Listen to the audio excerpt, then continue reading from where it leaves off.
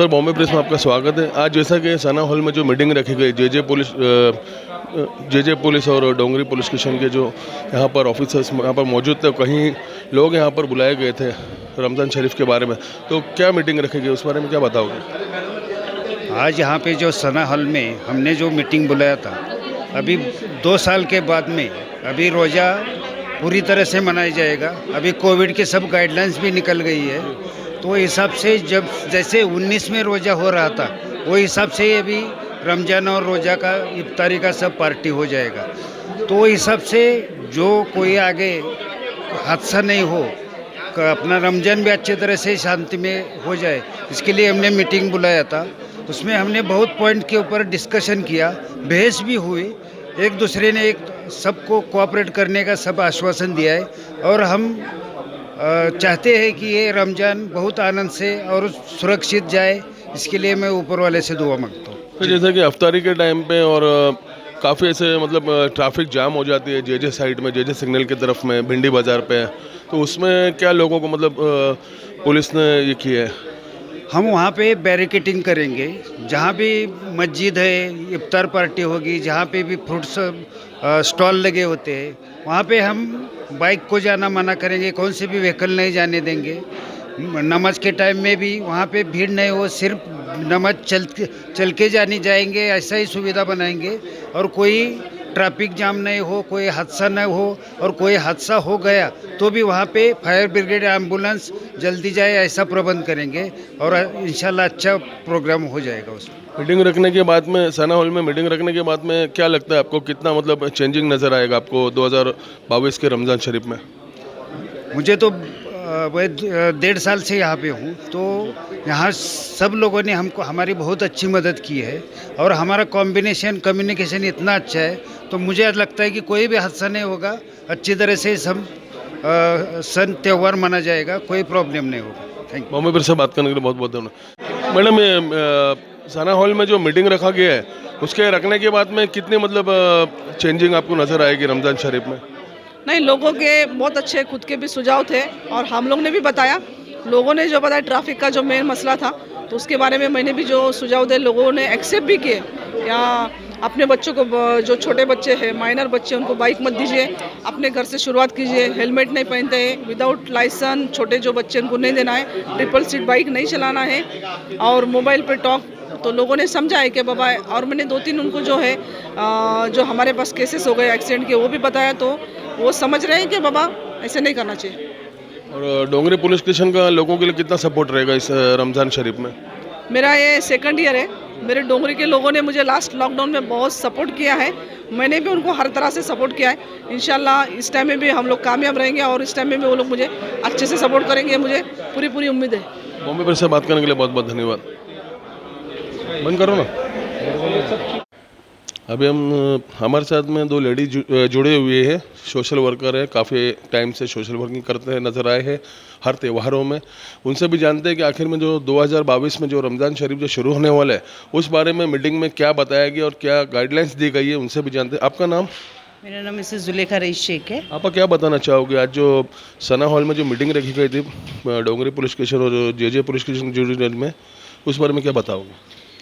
आज यहाँ पे जो मीटिंग हुई है, उसमें तो जे मार्ग पुलिस स्टेशन के सीनियर और डोंगरी मार्ग के सीनियर शबाना मैडम दोनों भी थे, और एसपी सर भी थे, डॉक्टर अमीना शिंगटे सर। उन्होंने यही बोला है कि जो गाइडलाइंस हम लोग ने दिए सही दिए। एक हम लोगों को सबसे पहले तो मैं अपने बच्चों को एक बोलना चाहूँगी कि देखिए 14-15 साल के बच्चों के हाथ में प्लीज़ मेहरबानी करके गाड़ियाँ मत दीजिए, क्योंकि देखो नुकसान हमारा ही होता है। बच्चों को अगर कुछ हुआ तो वो हमारा ही नुकसान है, किसी का नुकसान होने वाला नहीं है। और जो हमारे भाई लोग नमाज के लिए भी जाते हैं, तो वो अपनी 2 व्हीलर लेकर नहीं जाए, अपने यहाँ पे पार्किंग करे, क्योंकि पार्किंग की वजह से बहुत मसले होते हैं अपने एरिया में। तो ये 2 चीज़ें तो मैं ज़रूर पहले बोलूँगी। और बस कोशिश करने का है हम लोगों, क्योंकि जो हो रहा है वो देखते हुए हम लोगों को कोशिश करना है कि अच्छे से हमारा रमज़ान शरीफ जाए, क्योंकि कुछ हो नहीं, क्योंकि करने वाले बहुत सारे लोग हैं इस बीच में। बस उनसे हमको सावधानी बरत के हमको सब कुछ करना है। आप क्या कहना चाहोगे? मेरा नाम नसीम मोगराडिया है। मैं ये चाहती हूँ, यहाँ पर बहुत अच्छे से सब मीटिंग हुई, लेकिन अब जो मेरी बहन ने बोली ये बात एकदम हकीकत और सही बोली। दूसरी बात तो ये है कि 5:30 से जो हमारा चालू होता है अफ्तारी का टाइम, उस टाइम हम पब्लिक को चाहिए कि एकदम संभाल के सब चीज़ें खरीदे और परेशान किसको ना करें। अपने अपनी बाइक अपने घरों पे रखें और हेलमेट लगाए, और एक जाना है या 2 जाना है, लाइसेंस वगैरह सब साथ में रखें ताकि तुम लोग को तकलीफ ना हो, ना पुलिस वालों को भी तकलीफ ना हो। तुम लोग अगर अंदर जाते हैं तो हम ही लोग को आना पड़ता है आप लोग को छुड़ाने के लिए। इसलिए आप अपने आप पर तवज्जो दें, सबसे बड़ी मेहरबानी, ताकि रमज़ान हमारा अच्छा जाए और कोई हमारे को नाम ना रखे क्या मुसलमान लोग ऐसे हैं। हम लोग को अपना दिन, अपना रमज़ान की इबादत अच्छे से करें, और जो भी नमाज़ है नमाज़ के टाइम पे नमाज़ पढ़े, इशा में तरावी पढ़े, और अपने अपने घर जाए सोए, फिर मॉर्निंग में सहरी करे, और अपने अपने बच्चों को समझाए। जो 14-15 साल के बच्चे अपने एरिया में, नागपाड़ा एरिया में बहुत बच्चे छोटे छोटे जाते हैं स्कूटर पे। मैंने उन लोगों को ताकीद भी किया है कि अगर आप लोग फंसेंगे तो चिल्ला रूम में जाएंगे, अपने आप को पेरेंट्स लोग को 15,000 जुर्माना भरना पड़ेगा। ये हर एरिया में मैंने सबको कहा है। अब ये पेरेंट्स को चाहिए कि अपने अपने बच्चों को समझाए और अपना रमज़ान अच्छे से जाए। बॉम्बे ब्रिज से बात करने के लिए बहुत बहुत धन्यवाद। पहली फजर की नमाज के लिए जो क्राउड अंदर गया मस्जिद फुल हो गई, उसके बाद में जो क्राउड आएगा उसके लिए सेकेंड वापस से जमात नहीं होने वाली है। वो क्राउड के लिए हमारे को उसको खाली करना है, तब ये क्राउड अंदर जाके पर्सनल अपना अपना पड़ेगा। तो ये बोल बात सही है गलत है? क्यों हमारी नूरबाग मस्जिद जो है ना छोटी है, हमारी डोंगरी शाफी मस्जिद नहीं है, बुखारी शाफी हमारी छोटी मस्जिद है। उसके अंदर हम लोग जुम्मा के दिन क्या स्ट्रगल करते हैं हमको पता है। मैं आपसे इजाजत नहीं मांग रहा हूँ रोड पे पढ़ने की।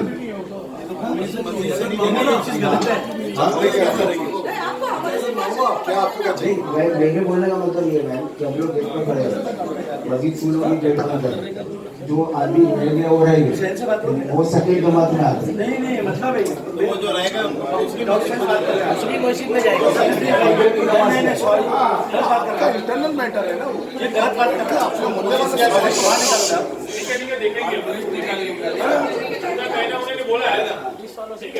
ये गलत है सही है, सुनो गलत है सही है। मैं किसी से कुछ पूछ नहीं रहा हूँ भाई, मेरे को बुलाया गया है, मेरा हक बनता है, मैं मेरी बात रखूंगा। आप लोगों की मस्जिद बड़ी है, आप लोगों की मस्जिद में 1 शॉट में सब नमाज हो जाती है, हमारी मस्जिद छोटी है। और ये मैं ट्रस्टी की तरफ से, इमाम की तरफ से मैं मेरा पर्सनल राय रख रहा हूँ, क्योंकि हम लोग वहाँ खिदमत में खड़े रहते हैं। मैडम भी देखते होंगे हर जुम्मा को वहाँ पर मेरी 12 बजे से 3 बजे की ड्यूटी रहती है।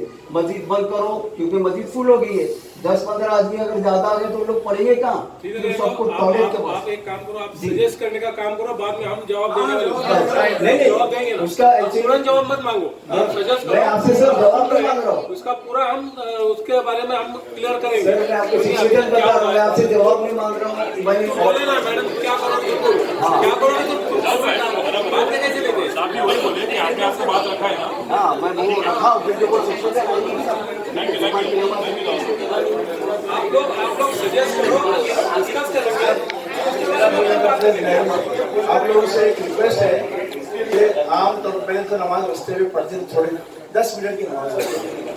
जुमे अब रमज़ान में लोग ज़्यादा नमाज पढ़ने जाते हैं, तो साल भर नहीं पढ़ते, रमज़ान में कुछ लोग पढ़ते हैं, कुछ लोग ईद की नमाज ज़्यादा पढ़ने आते हैं। तो लोगों को रोड पर मतलब गली के अंदर मस्जिद है तो उनको फुटपाथ पे या गली में पढ़ने की इजाज़त दी जाती है हर साल। तो मैं हम लोग का यही रिक्वेस्ट है कि अगर ज़्यादा पब्लिक बढ़ जाती है थोड़ा आप लोग, मैं रमज़ान के लिए खाली साल भर की बात नहीं कर, रमज़ान के लिए थोड़ी आप हमको बाहर ज़्यादा पब्लिक बढ़ जाए तो नमाज पढ़ने की इजाज़त है, ये हमारी रिक्वेस्ट है।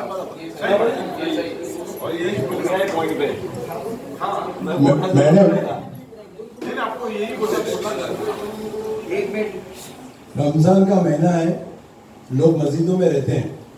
कब तक रहते हैं मैं बताता हूँ आपको। जो लोग हाफ डे करके आते हैं मैक्सिमम 3-4 महीने से मस्जिद में रहते हैं, जोहर भी पढ़ते हैं, असर भी पढ़ते हैं, यहाँ तक के रोज़ा खोल के अपने घर जाते हैं। ये मेरा अपना तजुर्बा है रेलवे सुन्नी मस्जिद का, क्योंकि हम लोग हर साल 100 आदमी को अफ्तार कराते हैं, ये हमारे यहाँ का एक रूल है। तो सब जगह हाँ, आप किसी को मस्जिद से निकाल नहीं सकते कि आप जाइए घर पे आएगा फजर पढ़ लिया आप एक बार घर पे जाइए, ऐसे नहीं बोल सकते।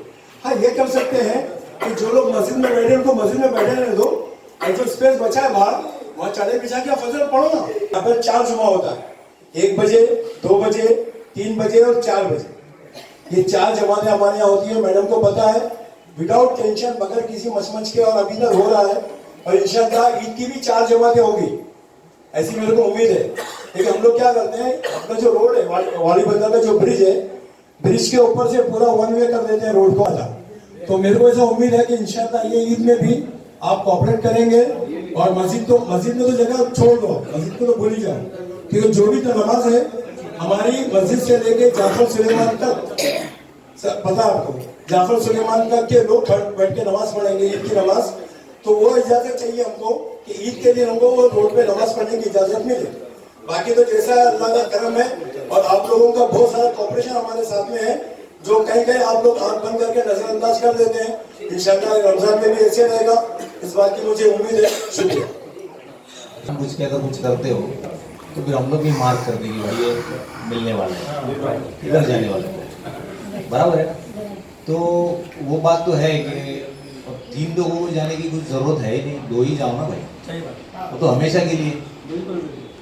और ये होता है कि रोज़ा खोलने का टाइम है, जल्दी में है ये वो, उस टाइम तो सब लोग नज़रअंदाज कर देने, ऐसी कोई बात नहीं। हमारी तरफ से पूरा कोऑपरेशन रहेगा, ऐसा कुछ नहीं है। ये खाली एक है कि अगर मैं मेरा गाड़ी छोड़ के मैं कहीं पे जा रहा हूँ तो बाकी लोगों को परेशानी नहीं होनी चाहिए। ये अपने खुद की जिम्मेदारी है, ये पुलिस का काम नहीं है, ये आपकी खुद की जिम्मेदारी कि मेरी वजह से किसी और को परेशानी नहीं होनी चाहिए, ये है। और दूसरी बात, हेलमेट है लेकिन खाली वो जाते जाते खाली उठाने का, ऐसा डालने का है, आगे निकल गए वापस निकल के रखते हैं, ऐसे जान नहीं बचती है। किसका टाइम कब आएगा किसी को मालूम नहीं। मैंने मरीन ड्राइव किया है, वहाँ पे मतलब बुरा लगता है कि अपन घर वालों को बताएं कि अरे इधर कुछ हुआ है, आपके बच्चे का एक्सीडेंट हुआ है, आप यहाँ पे आओ, तो वो आने के बाद उनको पता चलता है कि अरे वो बच्चा ही नहीं रहा है। तो ये मैसेज देना तो हमारे ऊपर भी दिल पे पत्थर रखने जैसा हो जाता है, तो वो ज़्यादा इम्पोर्टेंट है। हमारा कार्रवाई और ये वो तो अलग बात है, वो तो चलती रहनी, मैं रहूँ नहीं रहे, आप लोग भी रहे नहीं रहे, वो तो चालू है, उसमें कुछ प्रॉब्लम नहीं। लेकिन मेन परेशानी है कि अगर किसी को कुछ हो जाता है तो घर वालों को बताना या फिर किसी उनके मम्मी डैडी को बताना, कैसे बताए। वो अंकल ने बताया कि घर से ही ये चीज़ होनी चाहिए कि भाई ऐसा मत कर। 10 में से इधर 10 में से 5 गाड़ी ऐसा रहता है कि उसका नंबर 1 डिजिट निकाला हुआ है, नंबर प्लेट नहीं है, खाली आगे ही नंबर है, पीछे नहीं है। ठीक है, हम लोग समझते हैं कि हाँ ये शरारती नहीं है, ठीक है, फाइन की वजह से कर रहे हैं। लेकिन अगर उसके ऊपर से अगर कुछ गलत चीज़ें हो रही है तो फिर पुलिस को ध्यान देना ही पड़ता है, ये ध्यान में रखो। और इस टाइम पे कभी भी कुछ भी एक्सीडेंट होता है तो हम लोग क्या करते हैं कि ठीक है चलो दोनों को कुछ परेशानी नहीं, चलो निकल जाओ। लेकिन अगर किसी को फ्रैक्चर हो गया है, किसी को सामने वालों को लग गया है, तो फिर नहीं चाह के भी हमें उसके ऊपर कार्रवाई करनी पड़ती है। हम लोगों को कुछ इंटरेस्ट नहीं हो रहा है, लेकिन फिर भी आगे जाके परेशानी होने वाली तो हम लोग उसके लिए कार्रवाई करते हैं, क्योंकि वो करना ज़रूरी है।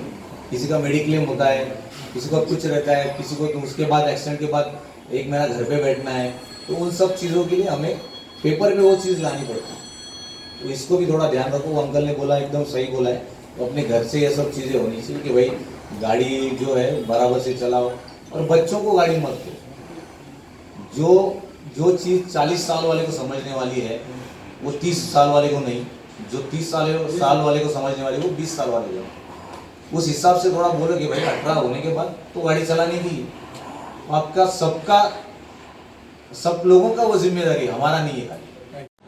बॉम्बे प्रेस को लाइक, शेयर एंड सब्सक्राइब कीजिए तेज़ ताज़ा खबरों के लिए।